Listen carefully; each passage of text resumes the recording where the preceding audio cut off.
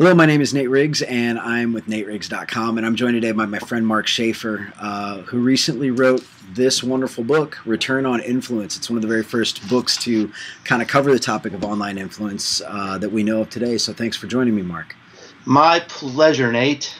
So this book is obviously doing very well right now, and rightly so. It's a well-written book. It covers a lot of really interesting topics. I really loved how you opened the book up with discussing kind of the backlash that you saw on your blog whenever talking about influence. And I know that I've experienced that too on posts I've written on Klout. So why is this? Why do you think people are so polarized as to the debate around online influence, and should we be measuring it or not? Well, I think the emotion really comes, Nate, from this whole idea of being rated and compared. And I mean, it's natural. It feels a lot like high school, doesn't it? I mean, it's creepy to go on to Klout and see that someone has assigned you a number and you can compare your number against other people's numbers. I mean, that's just creepy, right? Mm-hmm. So I think there's a lot of emotion that stems from that. And frankly, I've been surprised at how emotional people have remained. I mean, you got to look at this thing that big brands are using these things, and they keep coming back for more. I think in the book I stated that 80% of this is in the book, 80% of the companies that have used these Klout perk programs have come back for more. And they're having some pretty spectacular success. I think one of the highlights of the book is the case studies. So as a business person and as a marketing professional, you got to pay attention to this stuff. From a personal standpoint, it's kind of icky. Yeah. And I can understand why people are emotional about it, especially when you start using this stuff in hiring decisions. I mean, that's kind of ugly stuff, but hey, let's deal with it. Yeah, no, that makes a lot of sense. And I guess, anytime you benchmark somebody else against somebody else, it is competitive, and that can cause some hurt feelings. Right. And yet it's interesting because the debate around influence is very real. So Brian Solis, who's also in the book, very well known throughout the online communities, recently had a report come out that was in an article on TechCrunch. And the article on TechCrunch, now, while I don't think it's Brian's words directly, basically makes the statement that Klout, Peer Index, Cred, and some of these other measurements of online influence really don't measure influence. They measure potential for influence. What's your take on that?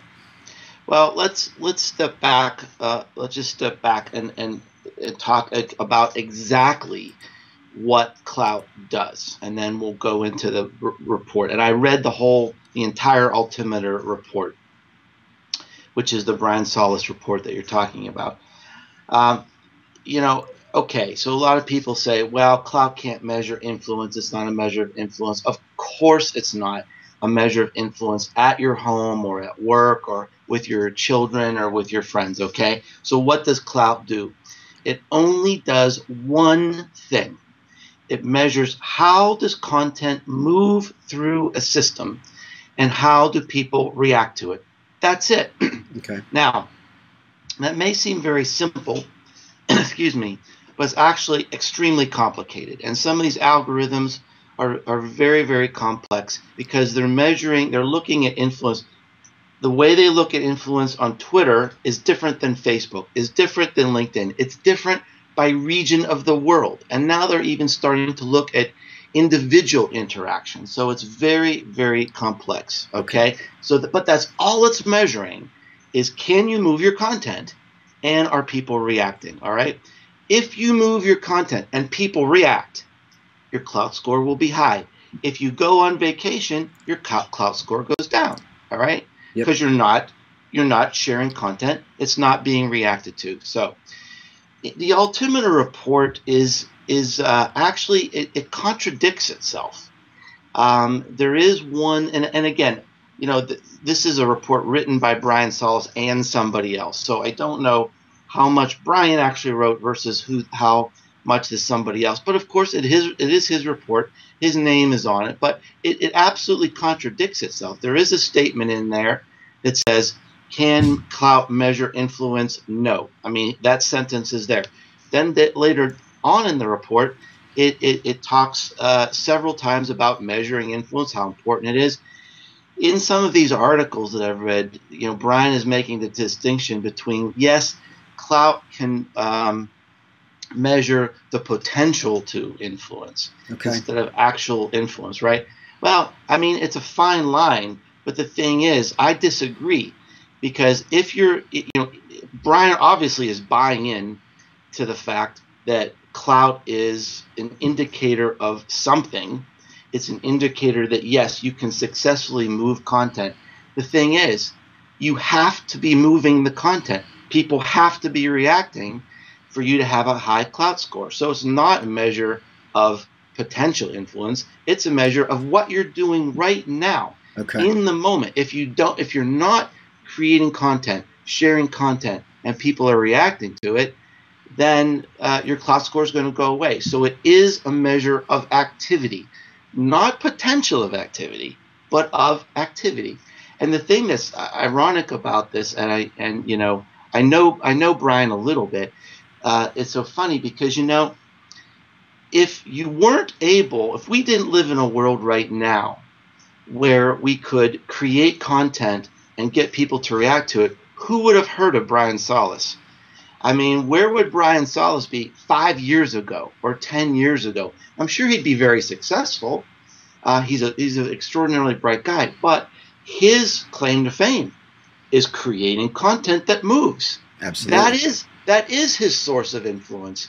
And if he didn't do that, he would have a low Klout score. So that's kind of my point. It's really interesting perspective, because I noticed, like, I had a couple months where I even backed off my own content production, my own curation, and my Klout score did go down. But then after 30 days of picking up my own activity, it returned to about the same levels that it once was. So it's interesting to kind of see the scale tip up and down based on user activity. What's interesting to you, but I mean, that really kind of proves it. That my point, though, I mean, if you were absent, you're not influencing. Absolutely. So your Klout score goes down. So why is it a measure of potential influence? It's a measure of what you're doing today. Absolutely. Well, and what I like about the book too is that you really you tap into somebody who I've read their books over and over. Robert Cialdini, in my opinion, probably the godfather of the discussion on persuasion and influence. And you've taken his 6 initial principles of influence, reciprocity, and a variety of others, and then added your own as the 7th of content. So can you talk a little bit more about some of the differences between the original principles of influence and how those have been affected by content on the web? Well, as I started to research this topic, I looked at lots of books. I looked at lots of academic research around influence.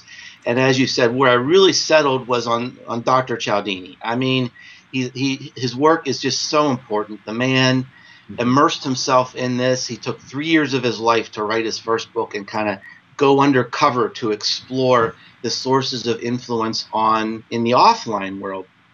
So that really became my model. That is the standard, I think, the gold standard of a model of influence in the offline world. But as I read his work and I started to consider my own experience on the internet, and I started to interview people for the book, I interviewed over 70 different people for the book, I started to realize that something was missing, that all his writing and most of the writing on influence in history has been in the context of the offline world. So I interviewed Dr. Cialdini, and we had a great conversation. And about 45 minutes through the conversation, I said, well, Dr. Cialdini, after all we talked about and all these observations about influence in the online world, it seems to me that something is missing, that your 6 weapons of influence don't really cover it all. And there was this pause. And he said, you're right. And I thought, aha, I've got myself a book.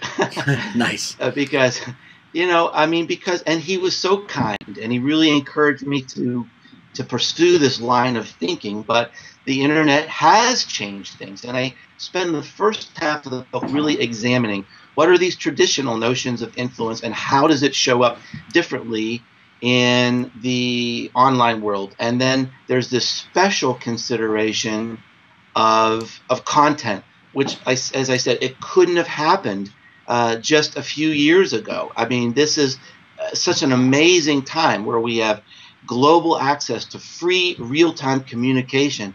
Everybody can have a voice. Everybody can have influence. Influence has been democratized because of our content. And that was really, I think, the seventh weapon of influence, which I explain in the book. Excellent. One of the other things that jumps out in relation to the content and to kind of the networks online, and I think you're absolutely dead on that, yeah, communication is now democratized, and you don't have to be a celebrity to have influence. But with that, the size of the network to me has always mattered, and a lot of social media strategists like to hinge their hats on saying that numbers don't matter, that you shouldn't be really concerned without numbers. And that's always kind of struck a chord with me because, again, a lot of the people who are making that statement already have networks that are very expansive. So in the book, you kind of debunk that and say, look, numbers do matter. Why do you feel that numbers matter in online influence? I think the people that say numbers don't matter have never had a job.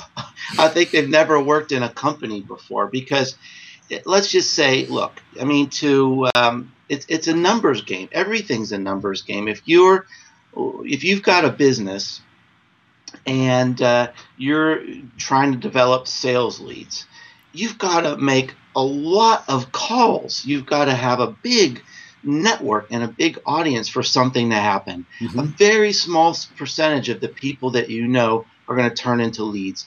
A very small percentage of those leads are going to turn into revenue, okay? So, I mean, the book, I'm not saying that numbers matter from a personal perspective. I mean, you can make the beauty of the social web, you can make it any way you want. But what I'm saying is, from a business perspective, numbers matter because a very small percentage of the people in your network are going to turn into real, meaningful business connections. A very small percentage of those are going to turn into actual business benefits. That's what we want. You know, I'm sorry. Why would anybody be spending all this time on the social web unless you wanted to create some benefits out of this thing, right? Yeah. So now it can't be, you know, an audience filled with empty accounts and porn stars. Yeah. It's got to be relevant. It's got to be relevant people. It's got to be real people, and you've got to be mindful about that. You just can't wait for that to happen. So, I mean, the people that have hundreds of thousands of followers, you know, and half of them are just dead accounts, it doesn't really matter that much anyway. Absolutely. Well, I think all in all, it's a great book. It's definitely worth a read, and there'll be a link down below in this post where my readers can go ahead and get the book. To wrap up, obviously this has been very successful for you. I know that the book is out there at the top of the charts right now. How has all of this work in terms of looking at influence affected you personally, and kind of what's next in your journey? Well, boy, you know, here's the thing that's so stupid about me. I really don't have a plan. You know, I wrote this book, Nate, because it was interesting. It was interesting to me, and I couldn't imagine spending a few months of my life writing a book that I wasn't really interested in, that I wasn't passionate about. So I didn't have this great plan that I was going to become the guru of influence, or this was going to be some great monetization strategy. I just thought, you know, we've got this intersection between people who loathe these Klout scores and companies that love these scores. I thought, you know, that's kind of an interesting book. Yeah. And then I got to meet Joe Fernandez down at South by Southwest a year ago and kind of learned a little bit about his personal journey of how he created this company, which, I mean, I think is one of the most fun things in the book. I mean, that company died 6 times and is only just built on his tenacity and vision. Yeah. Love it or hate it, it's a great story of how he created the company. So, I mean, I wrote the book because it was fun. It was interesting to me, and it was a great story. I mean, it was a great story to tell. And it's been obviously it's had a very positive impact on me. I mentioned to you that today I just got off the CBS Morning News. I mean, holy cow, who am I to be on the CBS Morning News? And it wouldn't have happened without the power of my friends like you on the social web behind me, that could make something like this happen on the book. And by the way, you were very modest that you actually have a very important place in the book.